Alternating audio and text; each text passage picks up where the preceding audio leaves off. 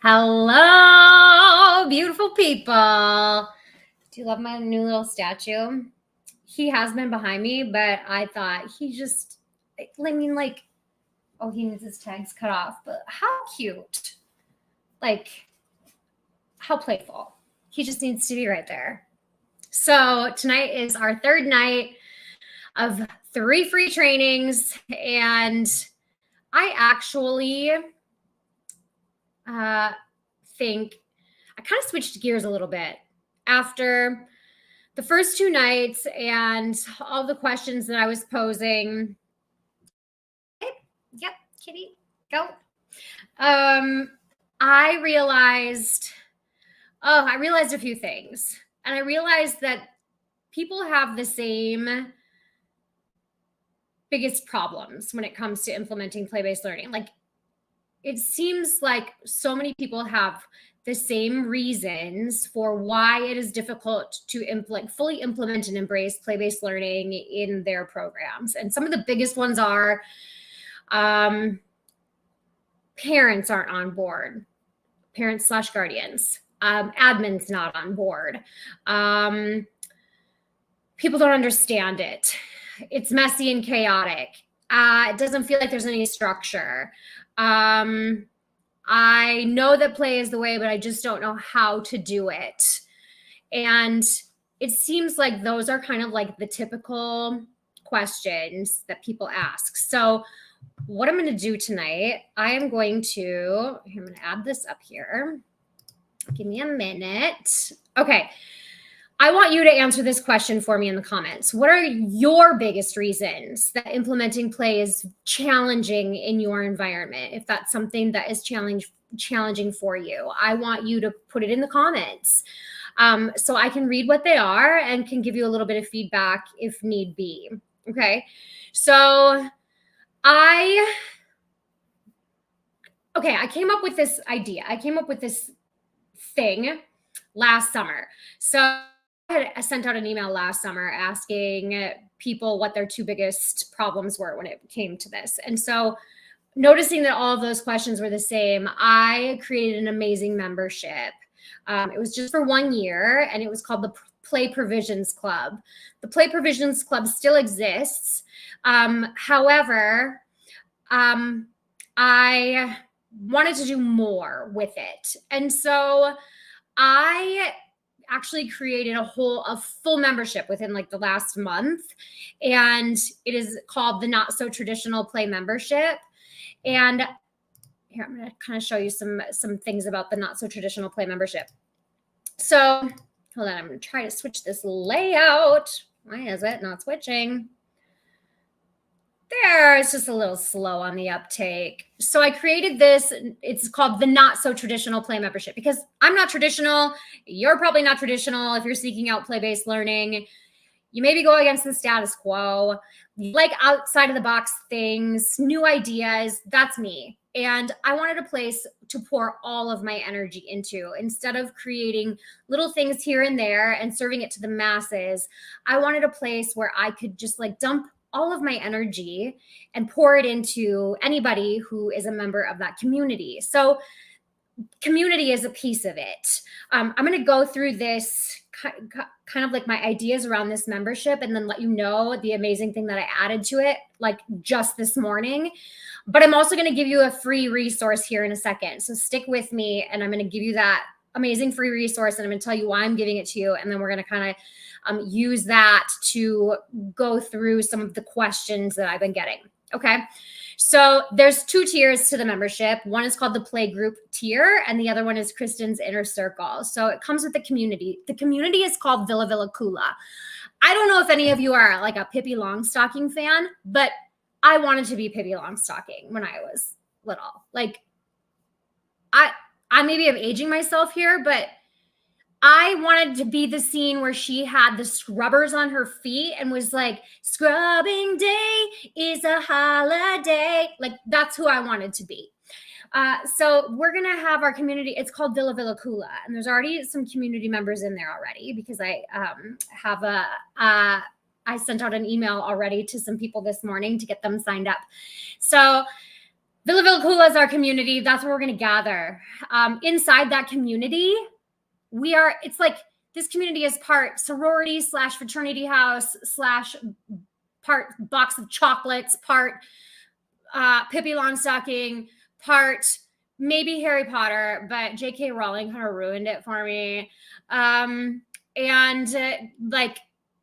part, surprise, like just part surprise, part creativity, part wild. So the community has within the community houses. So you can sort yourself into houses, and the houses are based on what kind of environment that you are in. So if you are in a traditional, or if you're in a preschool classroom, you're a classroom teacher, there's a space for you. If you're an infant toddler teacher, there's a space for you in there. There's a house for you. If you are a forest and nature school teacher, there's a house for you. If you are a director or an admin, there's a house for you in there. So you can connect with like-minded people who are in the same places as you, so that you can have that sounding board for anything and everything. It's going to be like this amazing community that's going to lift each other up and help each other out. And it's going to be like your number one go-to. Okay. So that's the community piece. You sort yourself into houses. And then once we get in there and get going, I'm looking for house volunteers. So house leader volunteers. So if you want to be a house leader, you can volunteer to do that. And that is, you're going to just like set up like maybe a monthly book club with your group or a monthly meetup with your group. Okay. Then you get a monthly box of chocolates. Oh my gosh, I gotta show you what this looks like. This is so cute. This is another brainchild of mine. I was like, I mean, like really with a box of chocolates, you never know what you're gonna get, like Forrest Gump says. So you never know what you're gonna get in this box of chocolates. It's whatever wild idea I have. And so when you sign up for October, you actually get a bonus September box of chocolates. So in this box of chocolates, you get an interview that I did with Lisa Murphy on being child-centered. You get to have an interview that I did with Dr. Peter Gray on the characteristics of play. You get my Butterfly Hill Parent Handbook and our Parent Tour Packet. So you can design yours or revamp yours similar to that, because I really do feel like the best way to fully embrace play is to like all kind of have the same similar philosophy, right? And then you also get a surprise. And it's not like the coconut chocolate surprise, the one that you bite into and you're like, freaking A, this is coconut. It's a good one. It's like a caramel one. So you get that in the September box of chocolates. Then you get another box of chocolates in October. So then you also get, here's the thing I added today. And this was based on like just what I've been teaching the last 2 nights. I'm like, I feel like I'm teaching the same things as when I opened the Play Provisions Club. And I feel like this is what people really need. So on a whim completely this morning, I spent 8 hours on my computer today, like changing everything. I added in our Play Provisions. So with the Play Provisions, you get a whole bunch more stuff every single month. So you get a newsletter template to send home to families. I'm going to tell you like how this is applicable, like to how you get people to change and how you get parents on board and how you get other people on board. Okay. Because that's what the Play Provisions is all about. It's about getting other people on board. And it's very much based on psychology concepts, human psychology, and the psychology of change. Okay. So there's a lot of thought that went into this. So you get a monthly newsletter template with information on that month's topic. So it could be like circle time provisions. It could be loose parts. It could be process art. It could be school readiness. You'll get a letter to print off, and you can tweak it if you want to. It's a Canva template. You can send that home. Social media templates. You get like 4 or 5 posts about that month's topic. For social media to tweak as you want, but we give you all the language. You get a training video. So I did a training video for every single one of these provisions. So you get one on circle time and like how to run a developmentally appropriate circle time. There's a little podcast episode that you can share with parents / guardians. The gold is in the research brief, because people say the research says. So I'm actually giving you the research, but then I'm also giving it to you in digest form. So it's easily digestible. And you can really break it down and understand it. Like I make it's easy to understand. And then we also give you book and story suggestions. So you get all of that. This itself is worth $27 a month. And the club is $37 a month. So, okay. So then go back here. You get your play provisions every 30 days, and then you get 1 monthly meetup. So you're going to meet with me on Zoom with all the other house members, big group, but they're going to be creative meetups. It's not just like a Q&A all the time, and it's not just like a training all the time. So in October, the training is actually going to be, because I have to do things different, it's going to be my That's Not Developmentally Appropriate hotline live. So I'm going to be in character for part of it, and I'm going to take calls and kind of sort through like things that aren't developmentally appropriate and what we can do instead. Okay. So that will be what our monthly meetup is. And then there'll be time for Q&A after that. And then of course there's going to be house meetups within your houses, your sorority or your fraternity house or your Harry Potter house, whatever you decide it is what it will be. So, if you want to be in my inner circle, this is like the closest access that you can get to me without paying for like private coaching or hiring me to come in and speak at your program. If you become an inner circle member, you get to have a Voxer day each month with me. So I'll assign a day and you save up all your questions, all your qualms, all your things you need help with. Or maybe you just want to say, Kristen, I need to be motivated. Give me a kick in the butt. And I will Voxer you back and forth that whole day. So you get a Voxer day.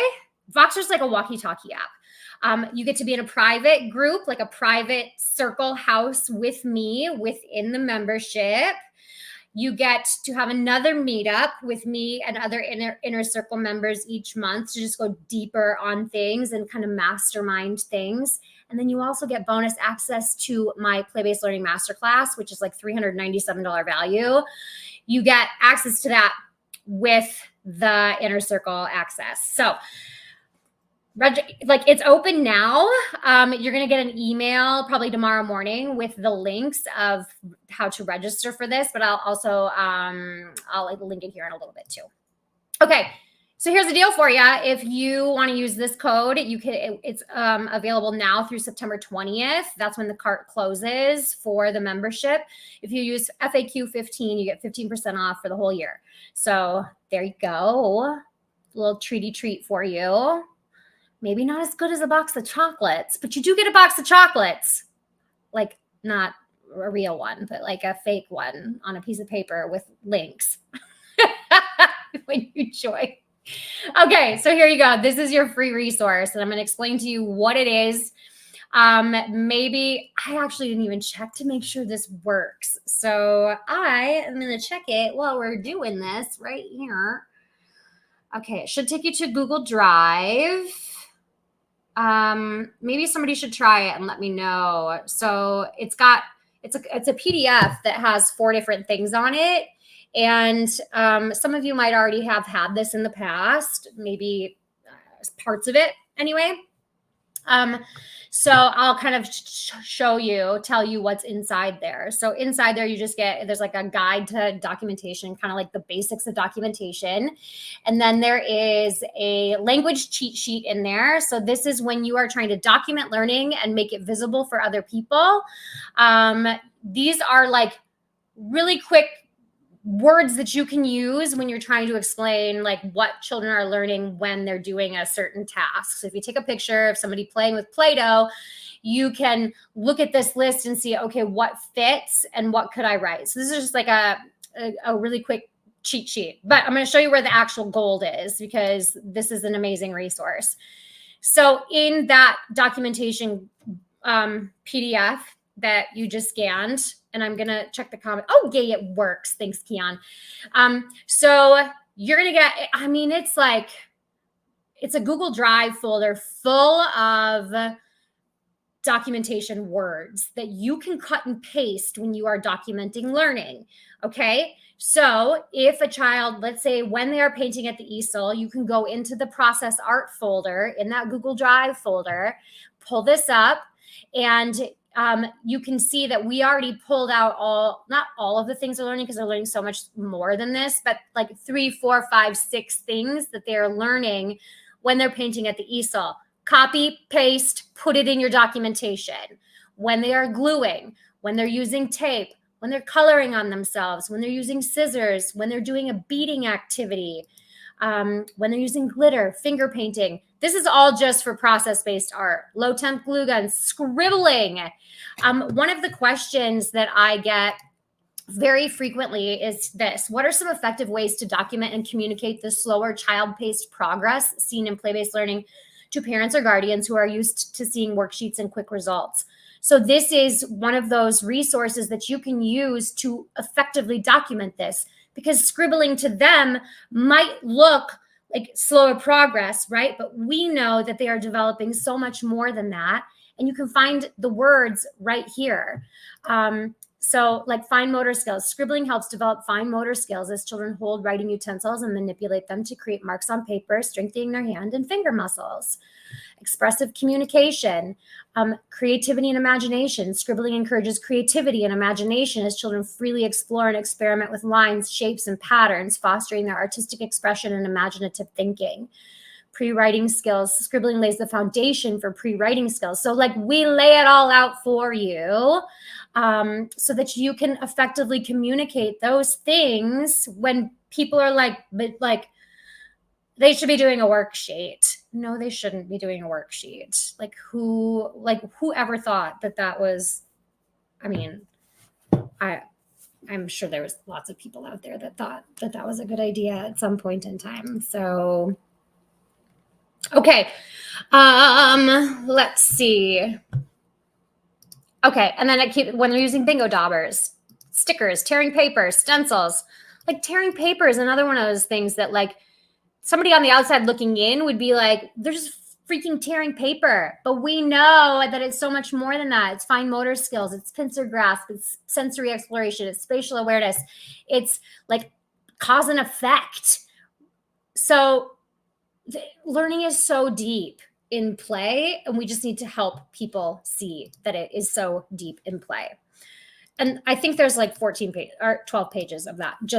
That's just art. And then the folder also includes physical. It includes loose parts. It includes open-ended materials, dramatic play. Like it includes so many different areas of early learning. So you can basically find anything that a child would be doing in the classroom other than like using the toilet. Maybe we should add that. I don't know, because that's, oh no, I hope his bubble didn't pop. Okay, that scared me. Okay, Mary says, I already have the play provisions. So the play provisions, you're going to continue to get the play provisions, Mary. And if you checked your email today, I actually sent all the people who have the play provisions already. I sent you a really awesome discount code to use because you already have that piece of the membership. So check your email. If you didn't get it, can you please email us at hello@KristenRBPeterson.com, because we will email you that discount code because you are a past Provisions member. And the Play Provisions Club was only 1 year. It's 12 months of content. So it doesn't go any further than that. But Mary, yes, you're going to still keep getting it. You don't have to join this in order to keep getting that. But if you want to join this, it would be an excellent time because it's founding member price. And that next time we open it up, it's going to be about $20 a month more. So use that coupon code and get in there. Okay. All right.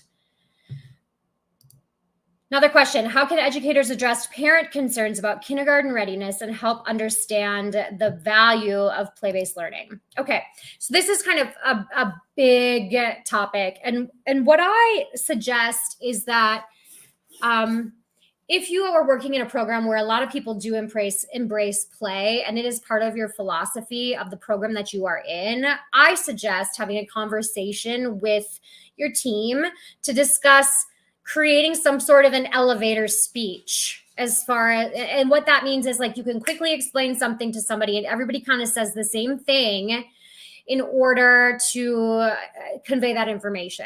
Okay, so if a parent is like, well, what are they learning if all they're doing is playing? Come up with some sort of an elevator speech as a team to explain why play is learning. Okay, and I know like that is a huge concept, and it's going to be, I mean, ask ChatGPT maybe, like, hey, ChatGPT, give me an elevator speech for why play-based learning is how young children learn. Hey, there you go. I guess I could have done that for you and given it out to you. So there's a tip for you. Use ChatGPT for things like that. And another little tip is if you ask it to act as the director of a play-based program who is explaining to parents why children learn through play and don't need didactic teacher-led instruction and long circle time. I mean, like you can act as a play-based learning educator to explain to parents this, and it will. And it's amazing. So ChatGPT for the win there when you need help explaining something. Okay. Here's how I kind of explain it. And maybe if you have a way that you explain it, put it in the comments so I can see how you explain it. Okay. So I like to use some analogies with this. So we spend 5 years getting children ready for kindergarten, right? Like we're continually trying to get them ready for the next stage, and we're completely skipping over the stage that they are in. And we wouldn't do that with a 2-day-old infant. So we know that a 2-day-old infant is going to have to walk someday, right? Like that's a huge milestone. Kindergarten is a huge milestone. So we know they're going to have to walk someday, and there's a lot of moving parts that have to go into learning how to walk. There's a lot of cognitive things and core things and muscle things and all sorts like regulation things that need to go into a baby learning to walk. So we would not hold up a 2-day-old infant and say, okay, Keon, you move the baby's legs. We got to get this baby ready to walk someday. I'll hold the baby. You move the legs. We're going to get it ready to walk. It's got to walk someday. Like we don't do that because we know that if we lay a child down like a baby on the ground on a blanket and they kick their legs, that is how they get ready to walk. Kicking their legs is a form of play. Moving their arms is a form of play. Putting their hand into their mouth is a form of play.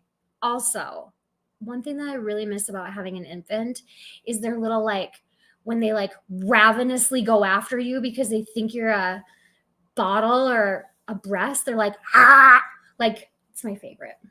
It really is. I miss that. I can't wait to be a grandma someday. So we're not going to do that with an infant. We know that if we lay them down, they're going to kick around and they're going to learn how to walk someday. The other thing with walking is that some kids learn to walk at 9 months and some kids learn to walk at 14 months, yet we don't get our undies all in a bundle because they're not walking yet. We know they will eventually learn to walk. And so we don't push it, right? It's the same for kindergarten. Like we know the brain can be ready for something when they're ready for it. We know that. The brain is a muscle, just like our legs, just like our arms. It's going to be ready when it's ready. Another analogy that I love to use is I'm 44 and I've actually been using this analogy for a few years now, but now it's actually starting to happen. And so it's kind of funny. So I'm 44 and I'm going to go through menopause.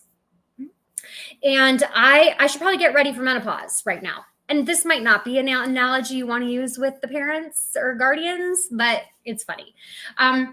So maybe I should carry around a heater and put it on a timer and turn it on every once in a while to give myself a hot flash so I can get ready for hot flashes because I'm going to have hot flashes someday. So I got to get ready for that. Right. So maybe I should do that. But the funny thing is now I'm in perimenopause and exhibiting all of these symptoms now. And it's funny that this is my analogy and now I'm actually living it. So, Yeah, hot flashes are something. But there's no way you can get ready for it. When it happens, it happens, and you just deal with it. Yeah.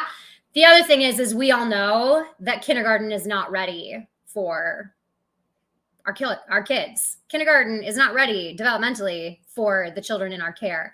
However, I have made it a point in my career that I have decided I am not doing children a disservice if I can help it. I will stand up for them when they are 3 and let them have 3-year-old experiences and not push them to be ready for kindergarten. And I will let children be 4 years old and have 4-year-old experiences and not push them to be ready. And that is exactly what the program that I founded does. It allows children to live in to the times, to live into the age that they are and not be racing to the next thing. Childhood is so precious. We need to let children really experience the age that they are and not the age that they're not. Like, I don't want to experience the age of being 90 right now. Like, I don't want that. I want to live my life as a 44-year-old. Children are the same. Okay. Here we go. This is so I have 2 more questions. How can educators overcome personal doubts and stay committed to play-based learning, especially when faced with external pressures? I think that with this one, it's something that you always have to continue to learn. And what I love is that I'm seeing some people on here who've been around. Like, I've seen you on other things 2 years ago. So like, you keep showing up, and that is what you need to keep doing. So like, Gabby, I can see you. Thanks for showing up. And Keon, I saw you on here. Thank you for showing up. I mean, I've known you for a few years, and that's what you need to be doing. You need to keep showing up and learning, continuing to learn more and learn more and learn more. Play-based learning you're never going to know it all. And you're going to always continue to learn, and you're going to continue to reflect. And one thing that I would suggest is don't measure up your journey with somebody else's. That's something that I am very guilty of doing, and I still do it, and I'm getting better at it now. But I would look at other people who are much further along in their play journey, have learned so much more and have read so much more and listened to so many more podcasts. And it feels like they got it and I didn't. And I would measure myself up to them. And that just leaves you feeling like inferior, and it doesn't feel good. That's not good feelings. So don't do that to yourself. Embrace the place that you are in. You're doing the best that you can with the knowledge that you have. Keep doing the best that you can. Keep doing what is best for young children, and keep learning, keep showing up.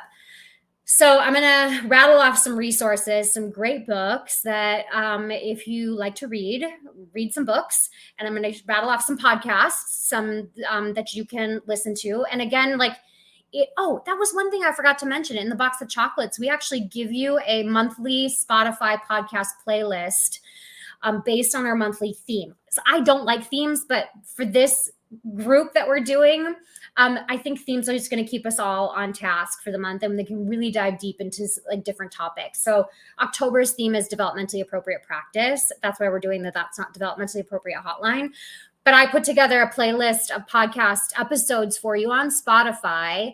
And I think there's like 10 of them on there that are all about developmentally appropriate practice for October. So, and September's are just like some of my favorites about play. So you get that every month too. It's like a curated list of podcast episodes from me. So resources to keep you learning and growing. Start with Lisa Murphy's books. Lisa Murphy on Being Child-Centered and Lisa Murphy on Play. Then I would move to Ray Pica's books. What if everybody understood child development, and what if we taught the way children learn? 2 different books. She also has one coming out about play, and I'm really intrigued with that. And I don't think it's out yet, but I'm excited to read it when it does come out. Heather Shoemaker, It's Okay to Go Up the Slide, and It's Okay Not to Share. Okay. Those are 2 faves. And then Jeff Johnson and Danita Dinger, Let Them Play, and Early Learning Uncurriculum. those are probably my fave go-to books.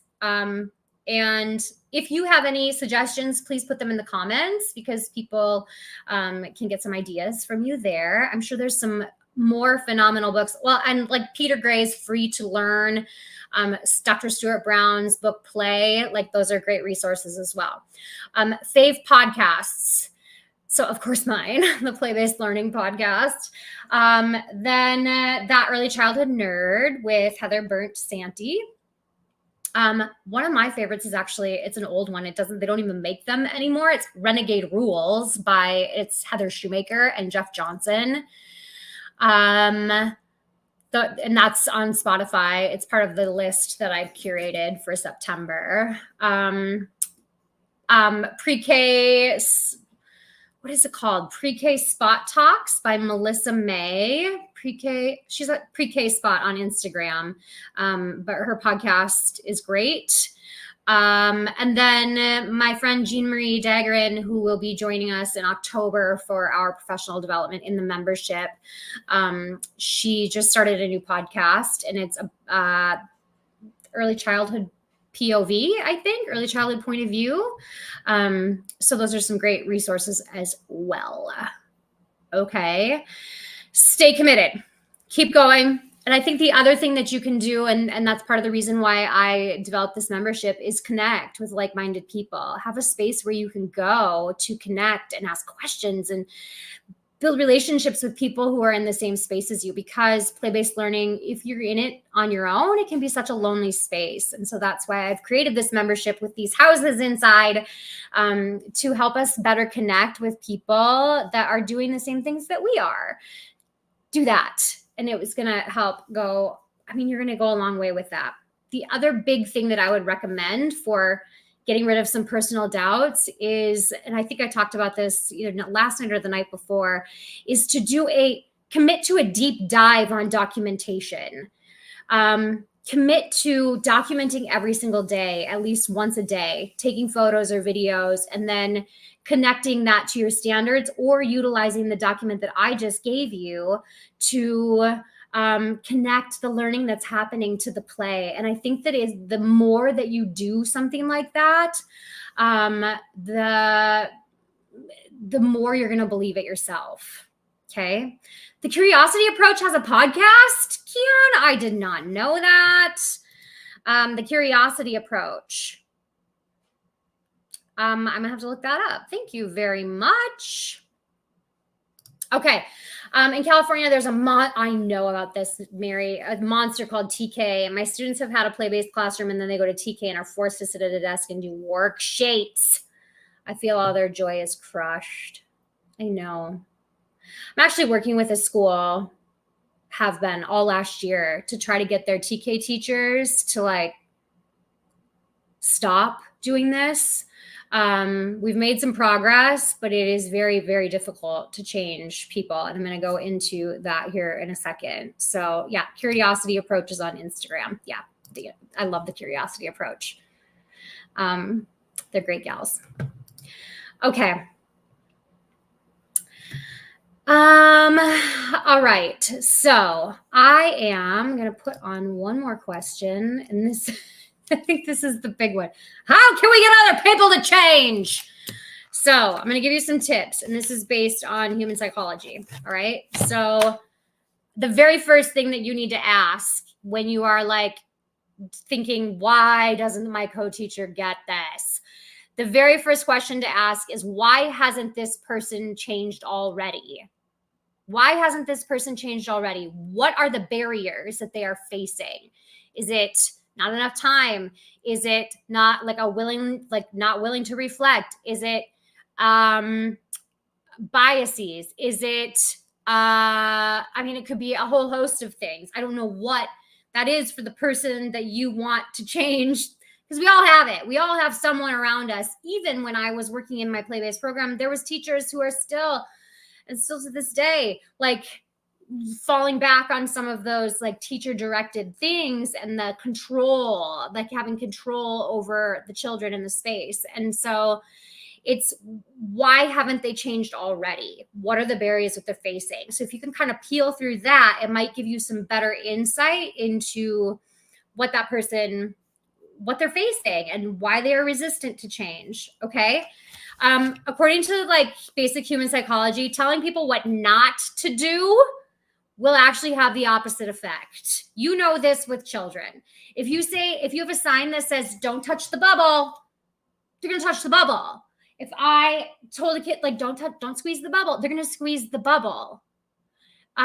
So if you tell somebody not to do, like, how not to do something, or you have to do it this way, they're going to be more prone to doing the exact opposite. Okay. So keep that in mind. People need freedom and autonomy. All people, even children. And that's why children have a hard time sometimes in very, very structured programs that don't give them a lot of choice. They need autonomy and freedom. Adults need autonomy and freedom.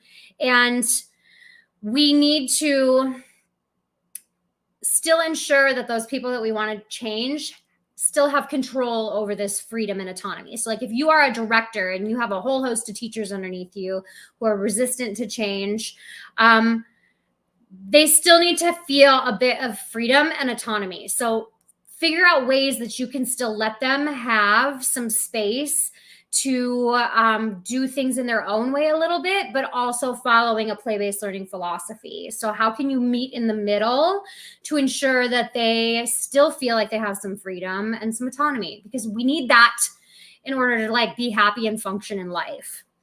Okay. We need to stop trying to persuade people and get them to persuade themselves. So it's kind of like a reverse psychology thing. Like, how can you get them to see that play is learning? You need to get them to persuade themselves. How I did that is with that deep dive of documentation that year, the second year that we were open at Butterfly Hill, making everybody do documentation once a day for 20 minutes. They changed their own mind because they saw it so tangibly in that documentation and connecting the standards to the play. Like once they saw it, they couldn't unsee it. So they were able to persuade themselves. And like it worked. It really did. Okay. So you need to, in order to get somebody to change, you also need to build trust and connection. I mean, this is basic. This is like something we do with children. Like we need to build a relationship with those people. So you can't go in and just like, if you have zero relationship with these people and they don't trust you, they're not going to want to change. And this is one of the really difficult things about going in and trying to teach other programs about play-based learning for a day is that I come in, I'm trying to change their mind all day long. And they're like, who is this person? Like, ugh. So you have to build trust and connection with people in order for them to like see value in what you are trying to get them to do. Okay. Another strategy is to ask for less. So I talked about this the other night. Bev Boss says, start in the corner. What is one thing that you can change that you can meet in the middle on? So maybe it's adding a couple of baskets of loose parts to the classroom. To start with. Let's just add the loose parts, see how it goes. Let's do it for a week, see what the children do, document that learning, and then go from there. If it goes well, talk with your co-teacher about it, talk with your staff about it, and ask like, what were the challenges and what were the highlights? And be curious about those things. And then you can troubleshoot the challenges together and come up with solutions together. So like if the challenges, they just dump them all out and then they don't play with them. I know that that's a form of play. That's a play schema. It's like filling and dumping play schema or trajectory play schema. We can talk through those things and say, well, that's actually a form of play. But if you don't want them doing it with the baskets, then we need to find a different way to do that. So if they are trying to explore the filling and dumping play schema, what can you give them? What's something else you can give them to fill and dump? Can you give them an empty basket and send them over to the sensory table and have them fill it with beans and dump it out? So you can problem solve with them as you go if you make small incremental changes at a time. Maybe it's like I said the other night, putting just some process art materials onto a table with no project in mind. Like we don't have to do a craft project. We're just going to give you materials and you can do what you want with it. One table's worth. It doesn't have to be a full shelf's worth. One table. Let's put it out. Let's do it for a week. Let's do it for a month. Let's document it. Then you got some loose parts. You got some process art. Now you can say, let's add another little shelf over here with some more process art materials on it. That way they can rotate and have some more access to some more things. So start in the corner, ask for less from people. Then the other thing that you can do is break things down into bite-sized chunks. And that is what I did with the Play Provisions Club. So that the Play Provisions Club is one of the things that you will get in the membership, or maybe you were a part of the Play Provisions Club and like forgot about it and need to like circle back to it and get those resources back out and start sending them out again to new families. That is what we did with the Circle Time Provisions, is broke it down into like digestible chunks. And there is psychology around this, that if you feed people information on the same topic in like rapid fire succession, and you just keep it on that topic, they're going to be more likely to see value in it and to change. So that's what we did for you with the Play Provisions Club. It's a 1 month deep dive on one topic with all the resources on that one main idea. So the 1 month is circle time, 1 month is loose parts, 1 month is process-based art, 1 month is school readiness. And so we have, one is risky play, one is outdoor play. So we put it all into those digestible chunks for you to feed out to the people that you want to educate about play-based learning, okay? So those are my tips for like, how do you get people to change in all yelly caps? Okay. Now I want you to take some time, and if you have any questions, please put them. That is really the end of what I had planned for you, but I'm actually going to grab a link for you in case you're interested in checking out the membership. So you can check that out tonight if you'd like. If you just go to, let's see, I'll put the link here. Oops. Give me a second here. I am going to put this on a banner. So I'm just going to give you my main website, and then right when you get to my main website, there's a thing right on there that will take you to, there's my website, KristenRBPeterson.com. That will take you right to the the Not So Traditional Play membership. And you can see more about it there. I have it all laid out for you. And again, you get 15% off if you use this code this week to sign up and become part of the membership. And then I'll get to spend more time with you over Zoom, where I can see your beautiful faces. You can talk to me. I can talk to you. And you can get all your questions answered there if you show up live. Okay. So I'm gonna show you, I'm gonna put that QR code up again just in case you missed it. Scan that and you'll get that free documentation resource that's going to be absolute gold for you if you decide to use it. Yes, Tracy, this is a new program and it has Play Provisions as one of the like bonuses inside there. So if you, Tracy, were part of the Play Provisions Club before, check your email because I sent you a code for a significant amount off to make up for what you've already spent on the Play Provisions Club. Okay, so check that out. If you didn't, then please email us, hello@KristenRBPeterson.com. So yeah, the membership is, the Play Provisions Club is just a piece of it. There's a lot more to the new membership than that. So this new membership is more about a community, building a community and meeting up every month and whatnot. Okay, so you'll see some information in your inbox over the next week about it. Any other questions?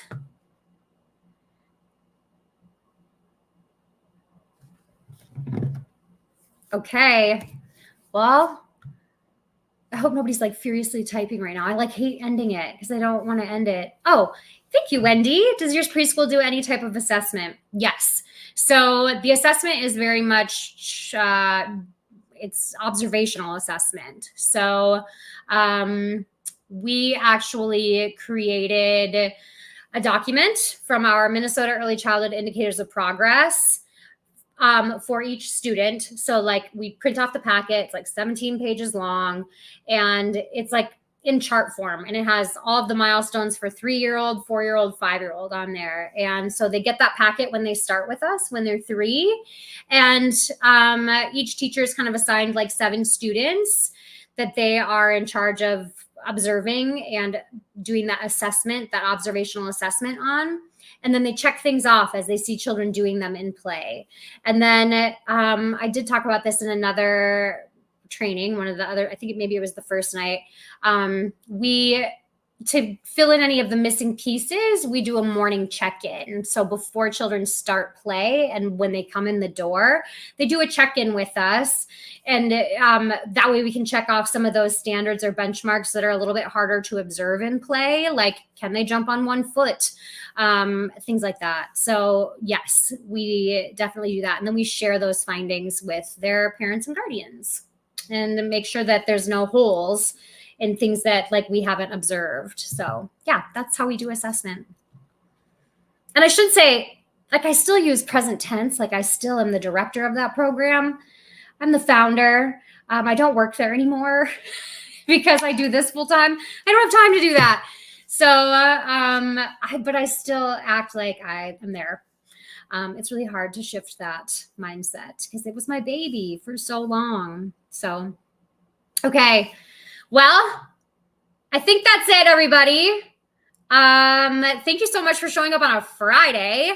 It's the weekend. Go out, have yourself a little happy hour or some coffee or some tea or go to bed. That's probably what I'm going to do. So maybe we'll see you in the membership. Good night, everybody. We'll see you soon.